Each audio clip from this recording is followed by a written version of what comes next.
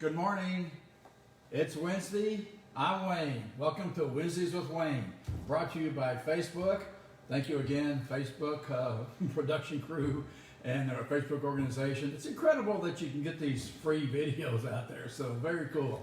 So thank you to Facebook and thank you to our sponsor, the Real Estate Business School, where you get your license and learn to use it. This is the learn to use it part.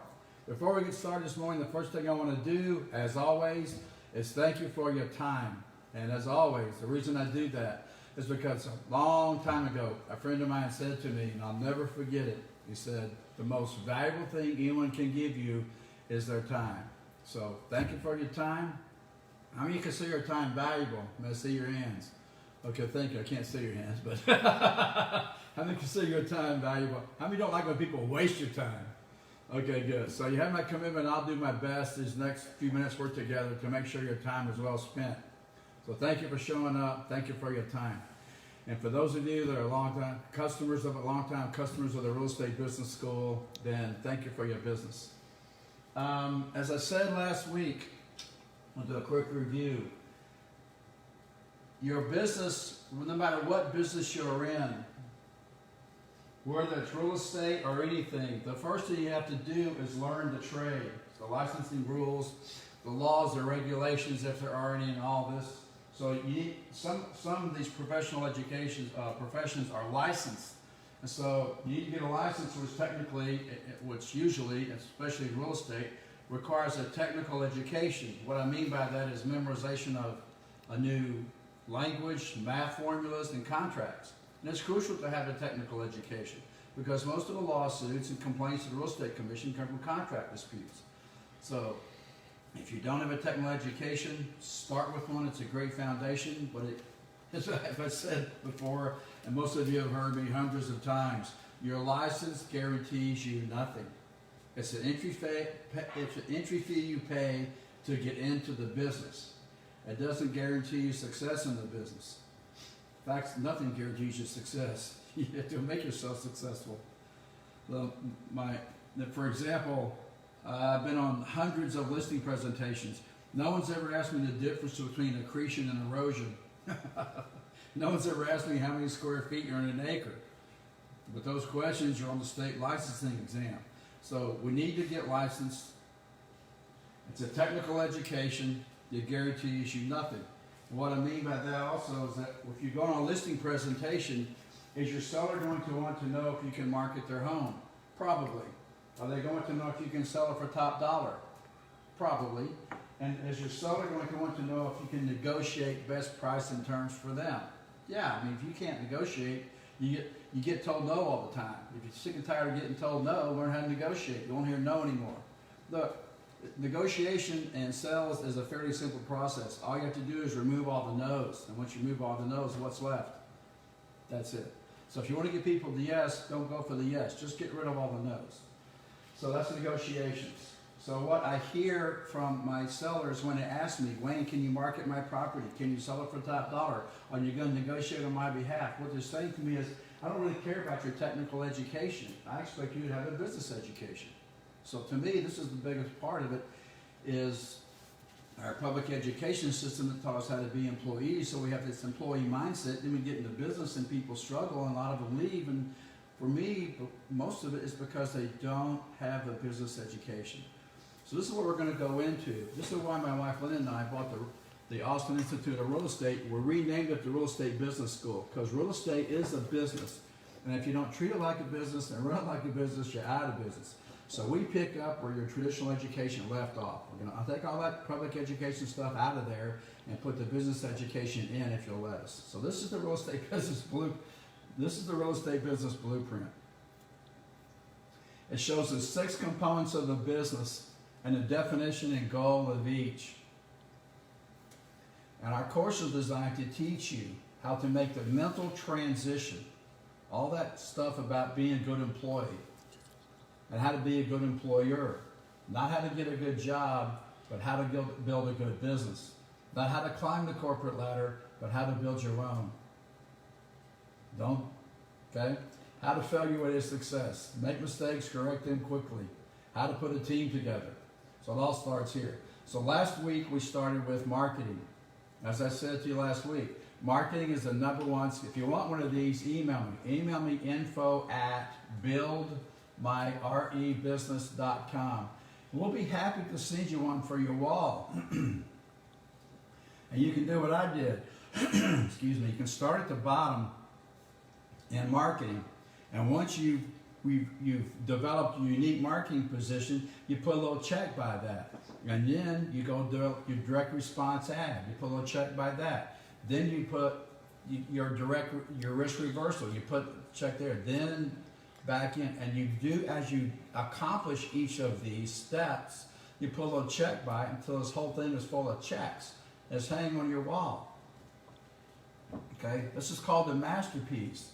And the reason it's called the masterpiece is because back in the days when the artists, some of the world-renowned famous artists, they would have to make their own paintbrushes. So they had to take a piece of wood and had to go find the right wood. And this particular type of wood that would hold up. They get the wood, then they had to go get the horsehair, a special kind of horsehair that would work on it. And then they would take the hair and they put it on the wood and they would bound it on there.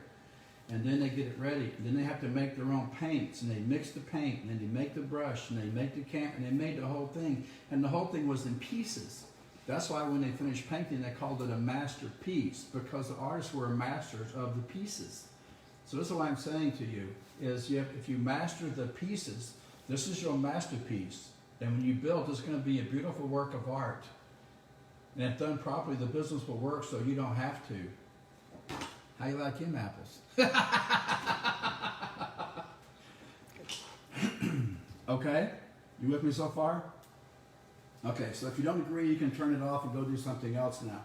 If you agree, then I'll go into this.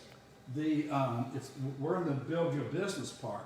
So Lynn and I developed this program, 3 simple steps. Get your license, build your business, invest your profits. Okay? Excuse me. So it takes 3 types of education. Technical education, business education, financial education. If you're going to invest, you need a financial education. And I'll do this briefly, and then we'll move on to this business blueprint. All I want to say briefly about this, if you don't know your numbers, then you're not an investor, you're a speculator. Speculators do great when the market's screaming up, but when the market comes down, they typically give it all back. Speculators give their properties back when the market goes into a correction or a decline. Investors start buying. Investors buy from speculators. Okay. So this is the sales component we're going to go into today. So as I said last week, marketing is the #1 skill to have. It's the engine that drives leads through your business. And if the marketing is good, the sale is easy. If the marketing is poor, the sale is hard. Most people don't like salespeople. They don't want to be seen as a salesperson. So they're going to avoid this whole component right here. Most salespeople are not salespeople. They're order takers. Most people have not mastered the art of being curious, being inquisitive, really caring about the customer, to ask them questions, quality questions, to find out what is wanted, what is needed, and then going and providing it. That's simply the definition. So we're going into sales right now. We covered marketing last week. If you want a replay of that, email us and we'll send it to you. Anytime and anything, you can reach out. Just info@buildmyrebusiness.com. Email us. Happy to tell you what we know. Happy to answer your questions. So last week we went over marketing. If you want a replay, email us. We'll get you the video and we'll point you in the right direction where you can go watch it. And then if you want to know about sales, this is what we're going to cover today. So it starts here with marketing. There's 2 sides to the business: outside perception and inside systems. Your marketing is how you're perceived. Perception is reality. If your marketing resonates with your target market, then decide they want to engage with you further, they will contact you. So as I said last week, we're taught to, marketing is getting known, and that's the definition. The goal is prospect makes contact. What we're initially taught to do, especially when we get into real estate, is chase people hoping to choose us. We chase people hoping they choose us. Cold call, knock on doors. Well, a brand new person who doesn't know much about the business doesn't want to do that. It doesn't make any sense when you think about it, because Most of us fear the unknown. If you don't know what to say or do, why would you go talk to a stranger? Well, that's why they don't do it. Once you're experienced, you know what to say and do, then contacting people is easy. So that's the whole thing on marketing. So I'm not suggesting you chase people hoping they choose you. What I'm suggesting is you build a site and a persona that's so attractive they chase you and you choose them. So this is marketing. It generates the lead. It's the engine that drives them into the business. And marketing, a good marketing component makes the sale easy. Once they contact you, you move from this component to this component. Now you go into sales. Sales is about the quality of a good salesman is the ability to build relationship. So this is where they respond to the message, and this is where they're going to respond to you. The question is, how will they respond to you? How good are you at building relationship? So I want to do my best to rearrange your mental furniture right now. Sales is not about backing someone into the corner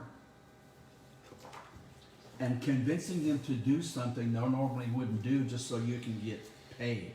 That's not what sales is about at all. But that seems to be the perception. It's a huge misperception. It's a total misconception of this whole component. It's not about that at all. It's about the ability to connect with someone who's connected with you. They saw your marketing, they reached out, they either downloaded the report, they emailed you, or they called you, and they connected. Can you connect back? Can you connect with someone who's trying to connect with you? Can you be in a relationship with somebody? And how fast can you build rapport and trust? And if people like you and they trust you, they're going to do business with you. Okay? If they don't like you, some might do business with you anyway, but if they don't trust you, no. So this is about how to build trust. And simply the definition, you can see it right here. It's the identification and fulfillment of wants and needs. What did they want? What do they need? Why have they contacted you? What are they looking for? I got a call yesterday and the guy said, let me ask you some questions. I said, yes, sir. He says, is this one of those courses where I can go sit in the classroom? No, sir, it's all online. Was this one of those courses where I got to sit there and watch a clock all day? No, sir, they're self-paced. Is this, I said, what are you looking for in the class? He goes, suddenly, so what are you looking for in the class? He goes, well, I don't want to sit there for hours on end being bored by somebody who just got their license and doesn't know what they're talking about. I said, okay, that's reasonable.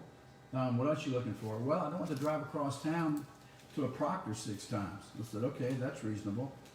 What else do you want? He said, well, I see some of these places, they charge double we charge. How come your class is so cheap? I said, well, I just think that we need to make them as available to as many people as possible, and I could charge you double if you like me to, but I don't think you want to do that.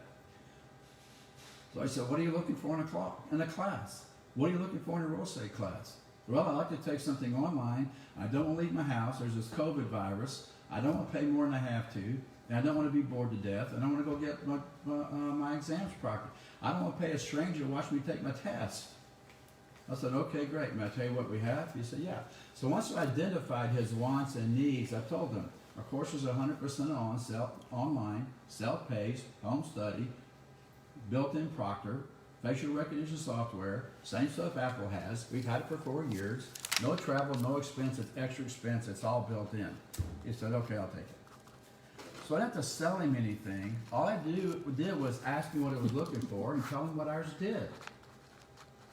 And let them decide. I mean, they're going to decide yes or no. You're not going to make them buy anything.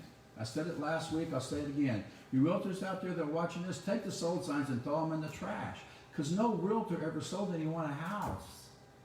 The good ones, the really good ones that are out there, they listen. They ask really good questions. They listen. They take notes.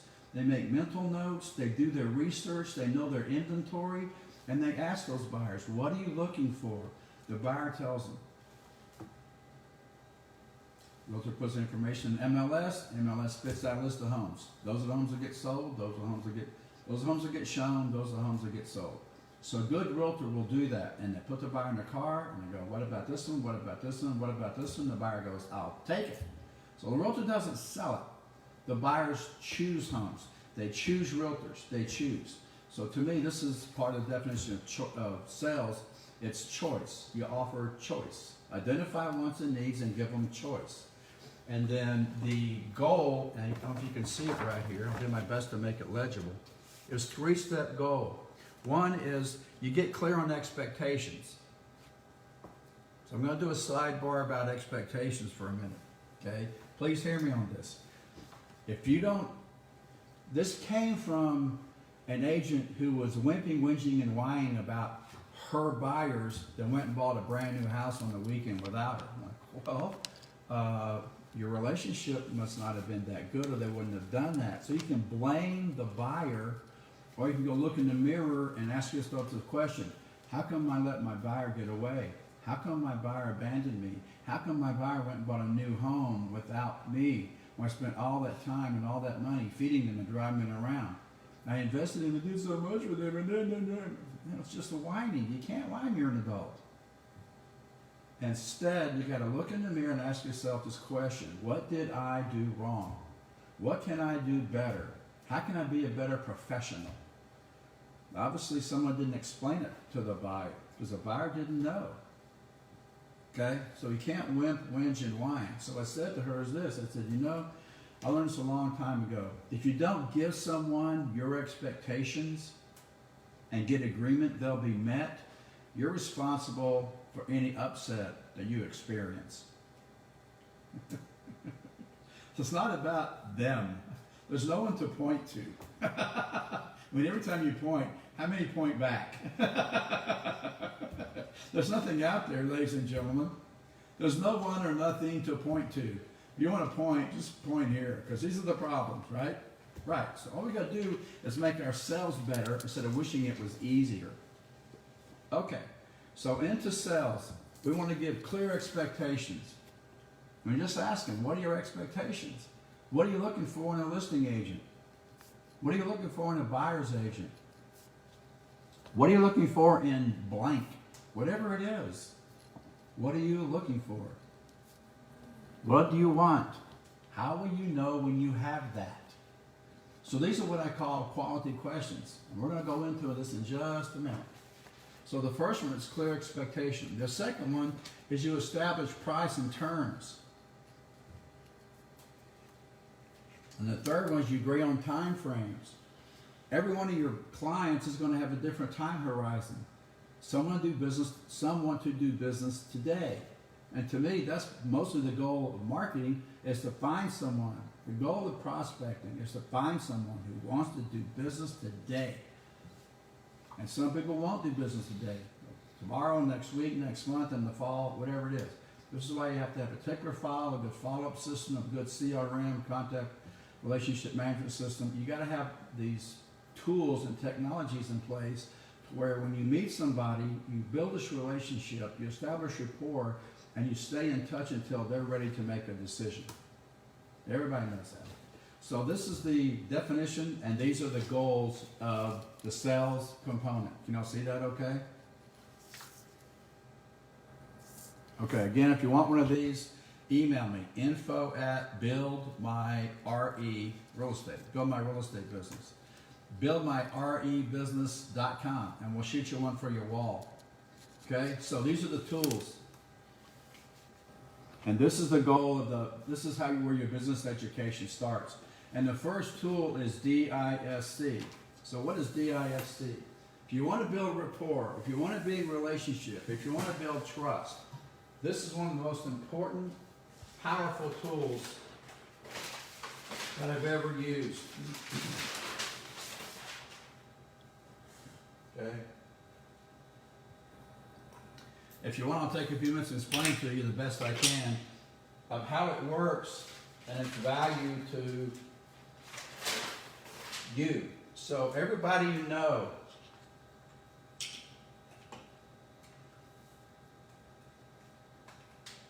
has one of these characteristics. They're going to be dominant in one of them. So D is dominant. It's in black because typically they have black, they'll wear dark, bold colors. Dark blue, navy blue, or black. The second one is I. So D stands for dominant. I is influencing. They're the cheerleaders. Their favorite color is typically red. It's going to be bright and colorful. High I's are bright, colorful, energetic, entertaining, engaging people. S stands for steadiness. S's are traditionalists. They do things the way they do them because you're supposed to do it that way. C stands for conscientious, the very detailed. So every one of these has its own characteristics and traits. And when you know how the high D is going to respond, or the I, when you know how they're going to respond, what turns them on, what turns them off, what motivates them, what demotivates them, how they're going to make decisions, how they're going to show up for meetings, how they're going to react in meetings, how they're going to handle time. There's all these things we need to know. And once you know, you can be in relationship with them. The reason this is important is this. How many of you have heard the saying, opposites attract? Okay, good. So that might be true in the short term, but long term, my observation is it's not the differences that hold people together. It's their similarities. So the people that you like, if you just look around at your friends, typically, for the most part, they're just like you. We don't hang out for people for an extended period of time that we don't have anything in common with. Right? We hang out with people we have things in common with. So opposites attract might work in a physics lab, but it doesn't work in human nature. It's similarities that attract. It's sameness that attracts. So all I'm saying is, if I'm a high D and I meet a high I or a high S or a high C, if I don't understand them and what they want and what they need, how to communicate and build a relationship and have rapport with them, then the transaction is going to have a really short life, if there's one at all. So the goal, to me, is to understand other people so that we can get along with other people. And I think Shakespeare said it best, to understand others, first understand thyself. So the goal of this, the purpose of this, is to get an understanding. How do I respond, react, behave in the world, and how do others? How come I get along great with some people and not with others? How come I clash with some people, have nothing in common with them, and then get along great with others? And this is why. So I discovered this a couple decades ago, 3 decades ago. This is one of the most powerful business tools I've ever come across, ever. And we use it in marketing, we use it in sales, we use it in negotiations, we use it in hiring people. I see a lot of companies, they hire a high D person, they give them a high I job, they give them a high S manager, and they wonder why they can't work. They wonder why they can't get results. Or they hire a high C and give them a high D job. Or they hire a high S and give them a high C job, and they wonder why they can't get it done. So the goal is to get the right people in the right place on the bus and get the wrong people off the bus. And this is how you get the right people to do the right thing at the right time. It all comes with the hiring process.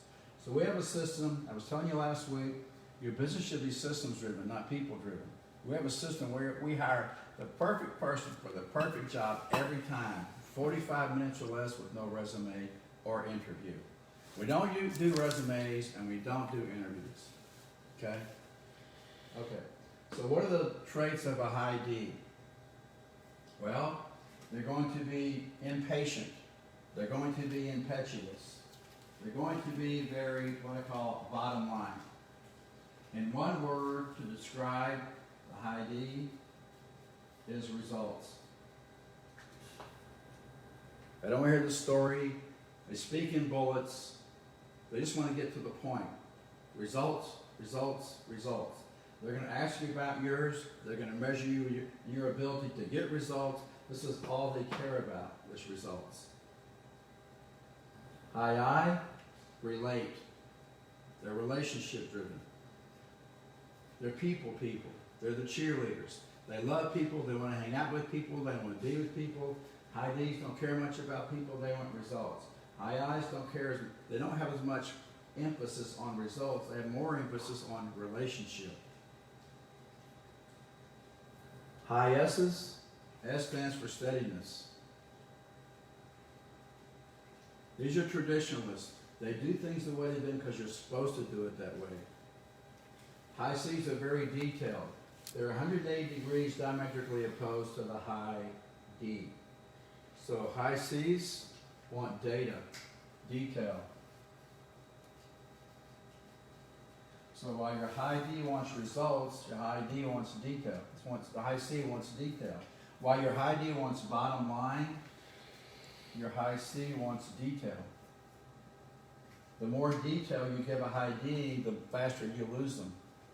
The faster you try to get results with a high C, the faster you use them. So these two are 180 degrees diametrically opposed. So if you go on a listing presentation, what is the seller going to want to know? How long is it going to take to sell my house? How much am I going to make? How many of these have you done? This high C, this is a 45-minute to 1 hour presentation. And half of that's filling out the forms. Doesn't take that long. This presentation, 3 to 4 hours. They want to know everything, and you need to know even more. Because they're going to measure you on your ability to pay attention to details. So if you're a high D and you go blowing into this high C listing presentation, and you go in there for 30 minutes, okay, let's wrap it up. Well, wait a minute. We've got 11 questions. So what I'm suggesting to you is if you don't know how to be in relationship with It's back. Okay. So that's how they work. So your high D wants results, your high I relates, your high S is traditionalist, and your high C is detail. What's the high D's biggest fear? Being taken advantage of. That's why they make great negotiators. What's the high I's biggest fear? Ostracism. Kicked out of the group. Not allowed to participate. They love hanging out with their friends. They love being in a group. Their biggest fear is taking all that away. They love people. They're talking to people all the time. They love people. High D's love results. So their biggest fear is ostracism, being kicked out of the group. High S, biggest fear, surprises or interruption of the status quo. As I said, they do things the way they do them because you're supposed to do it that way. When you don't do it that way, they get nervous. They get a little annoyed. They even get upset. So they're long-term thinkers. They may buy the home they grew up in. They'll have long-term relationships, long-term employment, long-term jobs. They stick with things long-term. Okay? So their biggest fear is interruption of the status quo, surprises.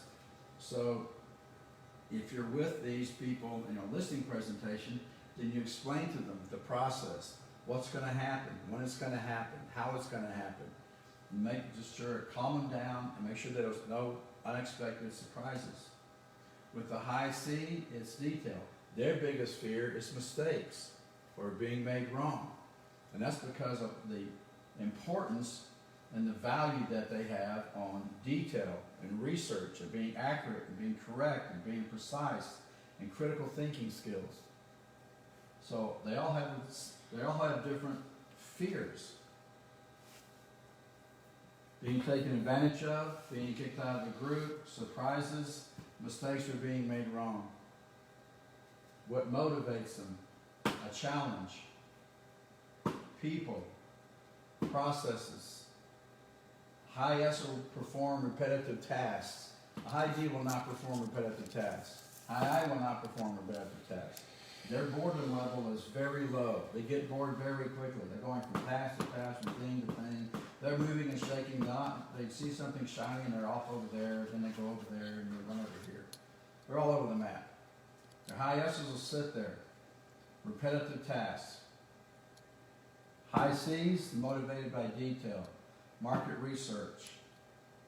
That's what turns them on. That's what turns them off. What else? Colors. High D they're gonna have dark, bold colors. Typically navy or black. High I's are gonna be, as I said earlier, red or bright peacocks. Your S's are gonna wear pastels. You're very seldom gonna catch a high D wearing pastels. It's not gonna happen. Typical. They're just traits, they're just tendencies. These aren't absolutes. I'm just giving you some traits and tendencies to look for. The high C, green or gray, usually earth tones, black, gray, green, earth tones. Okay? So how do these people respond? How do you get along with them? How do you work with them? How do you, if you look at time, what time does a high D show up for a meeting? Typically right on time. They walk in right on 3 o'clock meeting. What time's a high D walk in? 3 o'clock. They expect it to start. Why? Because they walked in the room. High I's will be anywhere from 5 minutes to 5 days late. It's 3 o'clock. It's time for the meeting, right? Yeah, that was last Monday. What time does an S show up for a meeting? A little bit early, because you never know. Some things might happen. You might be late. What time does a high C show up for a meeting? Well, typically a little early too, because they'll be there 30 minutes early. They'll be getting ready. They'll prep the room. They'll make sure everything's clean. All the markers are out. There's plenty of people to take notes with. There's paper. There's pens. There's drinks. There's coffee. Everything's ready to go. So if you go up to a high D and you say to the high D, "You did a great job," what does a high D say? Especially if it's a high C telling them. How would you know what a great job is?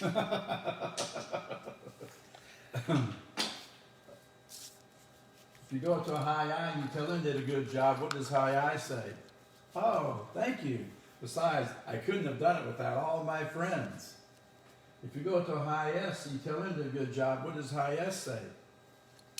Not much, because they're very polite. But typically what they're thinking is, "Why don't you reflect that in my paycheck?"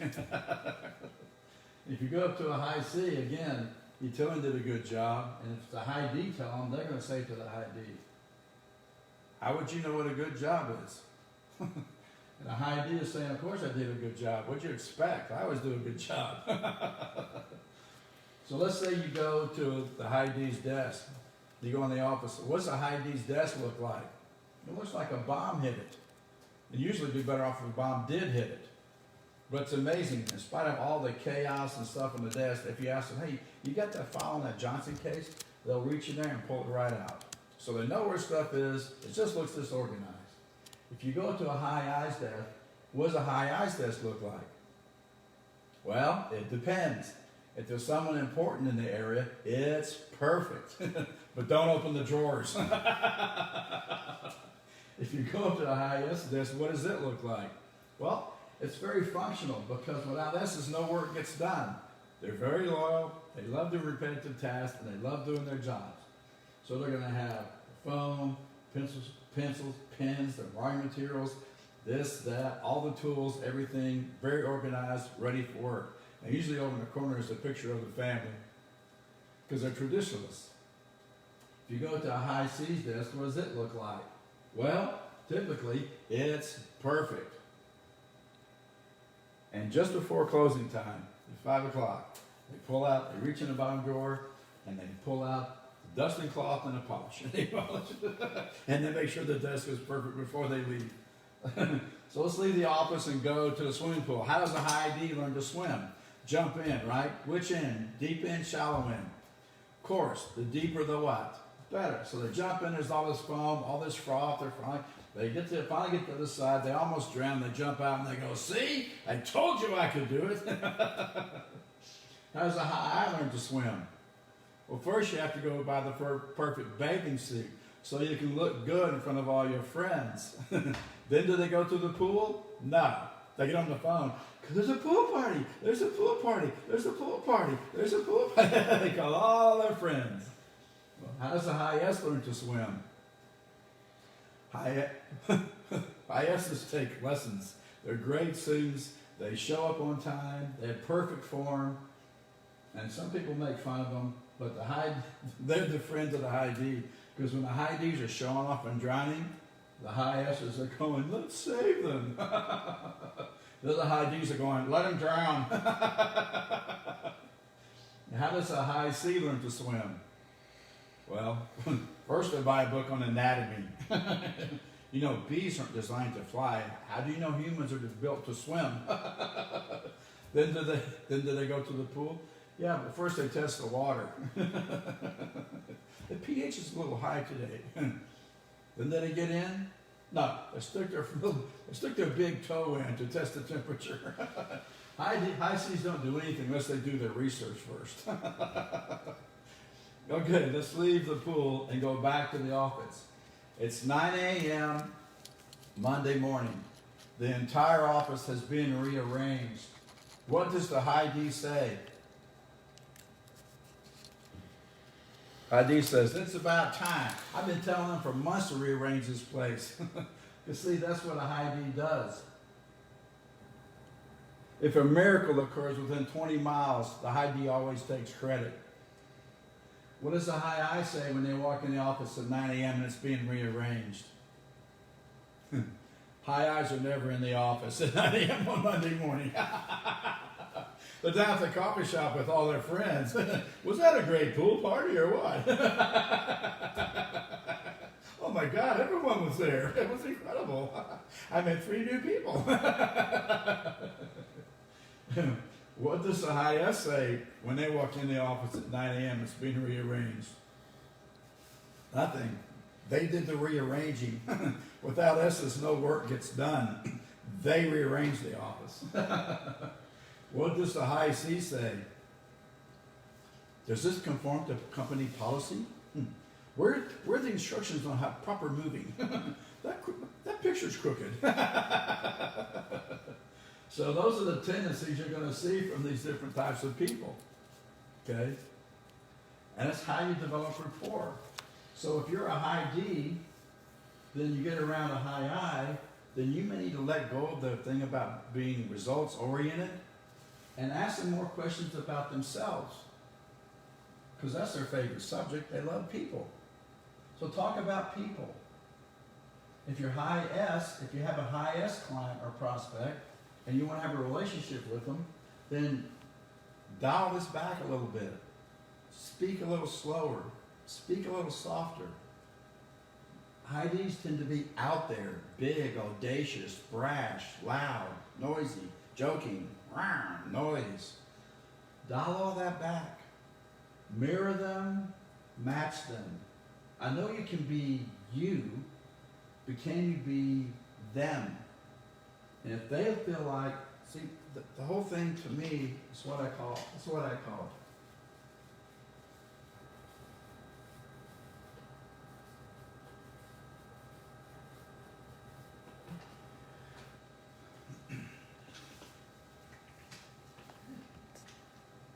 And they need to feel like they're looking in a what? Mirror. And the more you like them, the more rapport you have, the more relationship you have, the more trust you have. You go, oh, that person's just like me. They're calm and steady and they answer my questions, secure. So talk about this. With C's, talk about detail. All the steps, all the research, statistics, facts, figures, spreadsheets. Your presentation needs to be, so as you can see now, when you go on a listing presentation, you're going to need 4 different presentations.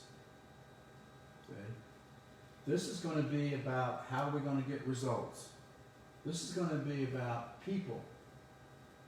You, the seller, you, your goals, your dreams, your aspirations, the type of clients that are going to see the house, who we're going to attract, who we're going to market, how we're going to do that. For S's, it's about having a stable, safe, secure, dependable process. Talk about your processes. What do you do? How do you do it? Why do you do it that way? What's the benefit to them? been proven over time, long-term results. Remember, they're traditionalists, long-term thinkers.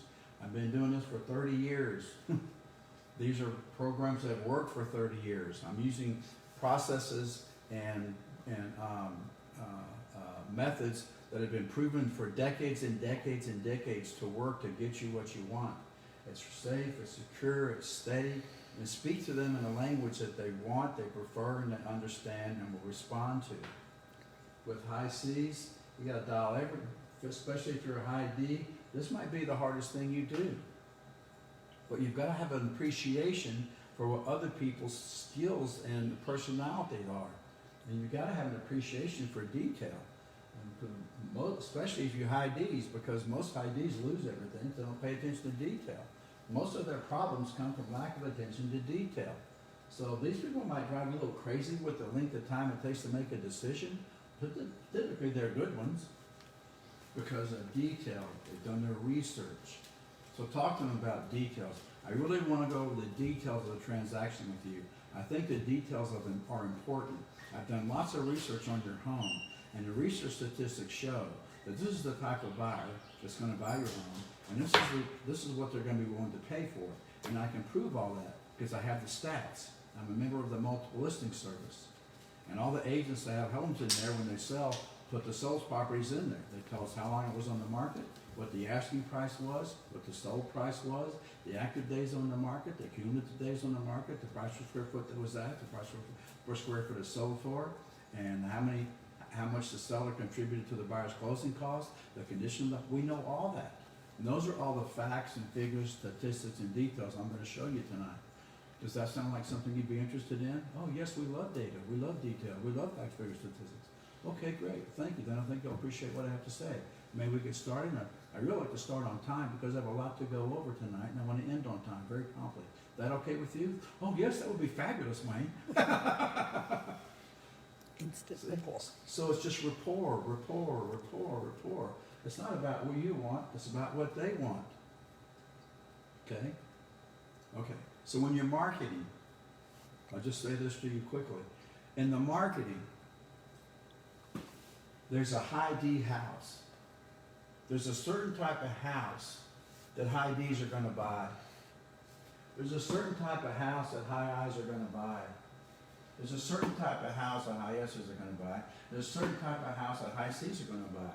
So when you start marketing these homes and you understand what is your product, what kind of house did you just list, and who's your target market? Go see some of these homes, you know, they're high D or high I homes, which means they're big, they're open, lots of glass, lots of light, high ceilings, big open spaces. We'll go into it next week, but if you look at your second tool here,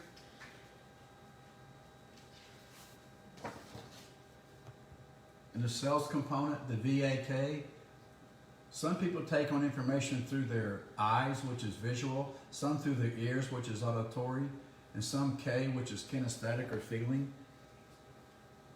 These D's and I's are usually very, very visual people. And so they like big open spaces, lots of light, lots of ceiling, lots of space. Well, a high C is going to walk into a house like that, and they're going to look up and go, who's going to clean those fans? How are you going to change those light bulbs? What's it going to cost to heat and cool this place? So these are two totally different buyers, totally different sellers. There's very little that's similar in the worlds of the high C and the high D. So we have to go be in their world while we're with them. So they buy this, some agents say, put this high D house in the market. Run this very, very detailed high C ad. Have a high asset go over there on Sunday and hold it open. And wonder why it doesn't sell. What's going on? So you got to run a high D ad. 500,000, 5% down, billion by the first. That's it. Bottom line. High I ads. It's not the house. Please understand, people aren't buying houses. if buyers were buying houses, there'd only be one floor plan. So since there's multiple floor plans, obviously they're not buying the house. But what are they buying? So when you run a high I, if you list a high I house, and you want to run a high I ad, just show pictures of people having fun. 'Cause that's all high I's care about. Let's go have some fun. That's a great idea. Let's get all our friends together. Let's go have some fun. So you've got to run a high I ad. Just pictures of people having fun. That's all you got to do. High S ad. Builder in business 30 years. Full warranty. Traditional. No surprises here. Safety and security is the name of the game with this home. C's. Put a picture of the floor plan. Some data. Some detail.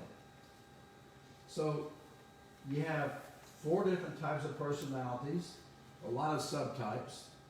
I mean, no one's going to be D and 0I, 0S, and 0C. So there's going to be a blend. There's going to be a primary and a secondary. But if you can understand the primary personality of the people that you meet and be in relationship with them, then you don't have to sell them anything because they want to buy. All you have to do is be in relationship, find out what's wanted, find out what's needed, and then go provide it. Okay? So I have a good class on this, and we're close to getting it approved. And we'll have all this videoed, and there's a lot more information. As you can see, this is a 4 to 5 hour class on DISC. But to me, at the end of the day,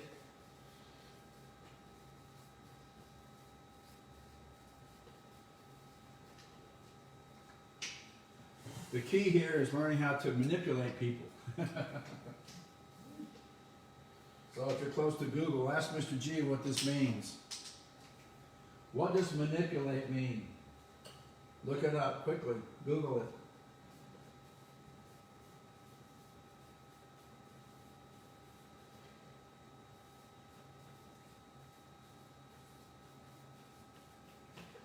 And you'll see this definition. And some of the most successful realtors, professional people, they understand humans and human nature. They understand that, the world would be a dull place if we were all the same. They understand D, I, S, and C, how they're going to respond, what turns them on, what turns them off, what motivates them, what they fear, how they're going to behave. And you know how to handle them what? Skillfully. If you know how to handle people skillfully, people are going to want to be around you. They're going to want to do business with you. They're going to want to refer you. And they're going to want to be helpful and assist you in growing your business. Any questions?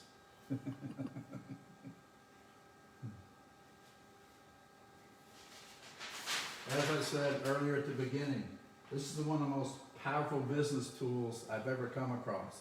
I've been using it for decades. So if you want to get along with people, DISC is the tool.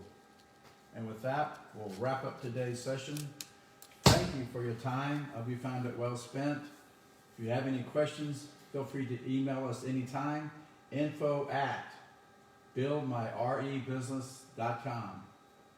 Enjoy your day. Let's go out and make it a better world. See you next Wednesday. This has been Wednesdays with Wayne, sponsored by the Real Estate Business School, where you get your license and learn to use it. This is the learn to use it part. See you next week.